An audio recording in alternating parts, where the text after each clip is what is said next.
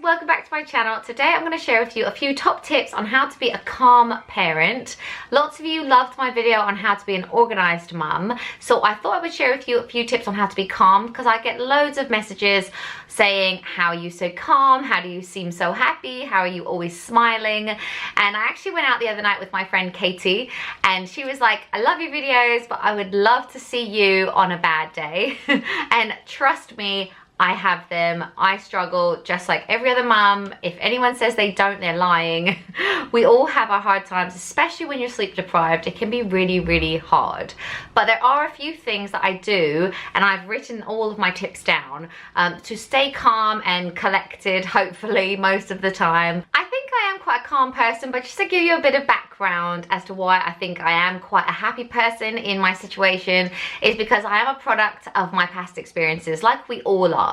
So growing up, we really did not have very much. My mum was a really young mum. She had my sister when she was 18 years old. She had me when she was just 20, and she was a single mum for like a lot of the time.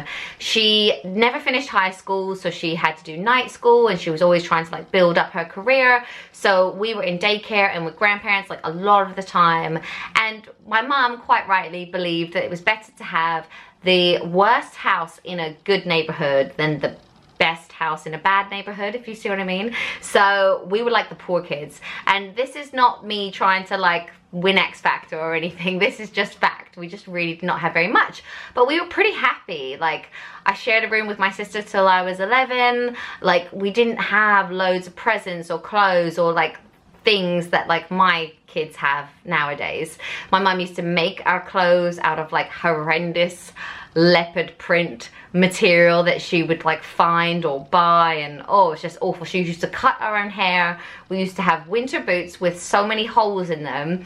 I used to have to put on a sock, and then a plastic bag, and then another sock, and then put my foot in the winter boot that was like covered in holes because it was so cold and it was Canada. And anyway, it was just like there was loads of bad things. So for me, that is like my benchmark of parenthood. So as soon as I became a mum, I was already like doing really well because there's two parents, and you know, we've both got jobs, we've got a house that we own, we've got, you know, so straight away I feel like I've been like winning at life. So that is my background, and I think that's why I'm so content, because things are really good. Like, things are so much better than my past experiences. Yeah, so that's the first thing that I wanted to say. And some days when we have a bad day, I literally benchmark our day on, are we all still alive? Yes. Okay, the day has been a resounding success. So you guys should do that as well. If you have a really bad day, are you all alive and well? Yes, we're doing good. Now on to the other tips that I really hope will help you. The first one is to simplify things. Overscheduling is a recipe for disaster, and I was terrible for this with my first son. We had a play group and a club to go to almost every day. I would urge you to look at your week, think about what's working, and change things if they're not working, and think about why you're even doing it. There were clubs that I would sign Fraser up for and pay for the whole term, and then after a few weeks he would not want to go, or he would go kicking and screaming. And at one point I was just like, well, if you don't want to go, I don't want to go. And sometimes you just have to cancel things. Now he just has 2 clubs a week. He has one during the weekday after school, and he has football on a Saturday as well. And that is it. The next tip is one that I feel like I've said a lot on my channel before, but that is lower your standards. No one has ever died from having a messy house. I know on my channel and in my vlogs, you may think that my house is all clean all the time. You are wrong. It is not. As mums, we have to prioritize. We are fighting fires, and we can only do what we can do, and that is it. So do not put pressure on yourself. We all need to care a little bit less about what other people think. My next tip is to create routines. Now, if you've followed my channel for a while, you will know that I love routines, and I will link some down below for inspiration. But one, I love routines because I feel like they hold off meltdowns, because they they have been fed at a time when I know they're hungry. They're always to bed at a good time, and they've always, like, their needs are met is what I'm trying to say. So I love them for that reason, but I also love routines because they make me feel very confident in my decisions. So when my 3-year-old refuses to get in the bath one night, I'm like, no, we have a bath every night at 6 o'clock, you're getting in the bath. And I can feel like confident with like, no, this is how it is in this house. My next tip sounds like a simple one, but it's probably one that we all don't do enough, and that is to breathe. I practice hypnobirthing with all of my births, and I had a really good experience, and obviously I learned a lot about breathing in that. But if it's getting tough and you need some time out, literally walk away from your children, as long as they're safe, and count to 10 and breathe. And I don't mean just breathe, I mean breathe from like your belly, like breathe. It makes such a difference. And always choose grace over anger, and never punish your children when you're angry. And if you do those things, you will always seem calm. My next tip is don't lose yourself. Make me time. And I'm actually saying that, but I'm also not very good at this. But my me time is my channel. I vlog because it is a passion of mine and it is a hobby of mine. And when the kids go to bed and I'm not mummy anymore, I can make some time for my channel and do something that I love. It's not my husband's, it's not my kids', it's mine. So whatever your thing is, if it's going to the gym, if it's doing yoga, if it's getting out with the girls, make time for it and do not feel guilty. My next tip is don't keep up with the Joneses. Do not get competitive with mums. Do not feel like you need to have the latest buggy and the latest whatever. Even if you see it on my channel or anything, you'll see in my latest How to Entertain a Baby video that all babies really need is like pots and pans and cups and things around the house to play with. Sometimes they favor that over toys. Babies and children actually need very little apart from love.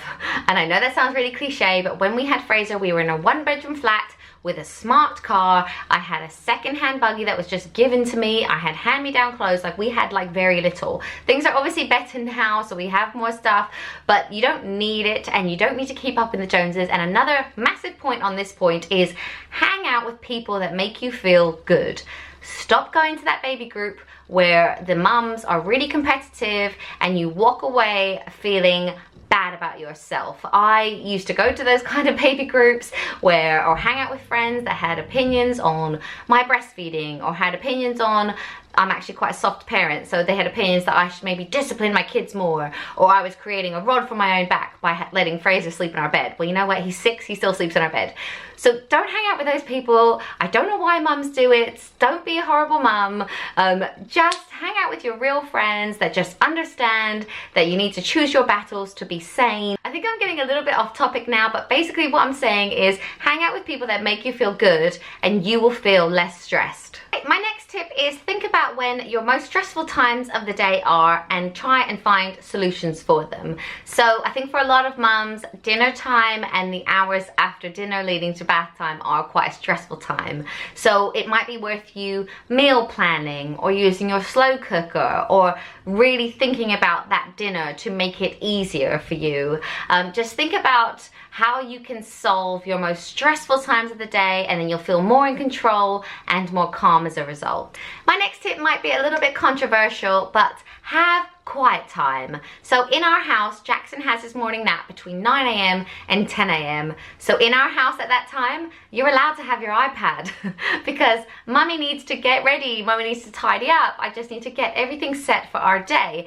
And because I have that hour of quiet and I just feel ready for the day after that. Jackson wakes up, we're out the door, we're ready to go. It makes such a massive difference. Don't feel guilty for having a little bit of screen time. I know so many people have really big opinions on it, but when I was growing up, I clearly remember waking up with my sister when I was 5, she was 7. We'd go downstairs, my mum would have left the cereal out so we could do it ourselves, and my mum would have left the remote control out and, like, you know, like a VHS, like in the machine. So all my sister had to do was turn it on and push the thing in, and we'd watch a movie for like an hour or two while my mom like slept in. So times haven't changed. We're just not using the TV anymore. We're using an iPad. There are lots of measures you can take, like YouTube Kids app, and like limits you can set on things. So as long as you're careful, I don't see any problem in having like quiet time. My next tip is when times get tough, head outside, especially with my boys. When things are getting a little bit heated or people stop sharing and it gets a little bit stressful in the house, I'm like, right, shoes on, we're going to the park, we're going to the soft play, we are going out, because I find it so much easier to get them out. I don't know if that's just me, or if, let me know if you feel the same, but I just feel like sometimes parenting is a lot easier out of the house. Next tip is to be positive and have a sense of humor. There are lots of situations in motherhood when you could cry, but you just have to laugh instead. It's the only way that's gonna get you through it. So try and have a sense of humor, try and laugh at every situation. You know, if you've been pooed on, you've been sicked on, or anything, just try and laugh about it first.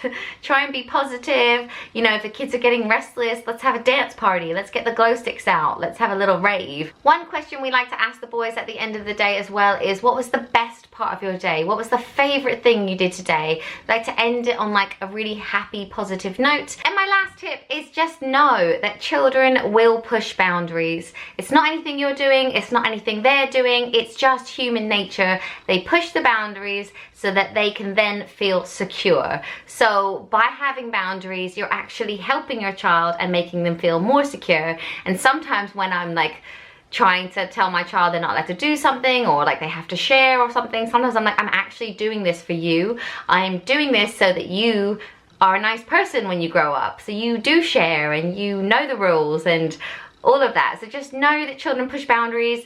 It's just the way it is. And finally, I wanted to leave you with a few other things that are always in my head, and that is kill people with kindness, and that may even be your children. The days are long, but the years are short. Yeah, and no matter what happens, love is always at the center of everything. So that is it for this video. I really hope you liked it. I feel like I've rambled on and gone off on like loads of tangents, but I hope you enjoyed it anyway. Let me know what you think in the comments and give it a like if you liked it. And I will see you in my next one. Bye guys.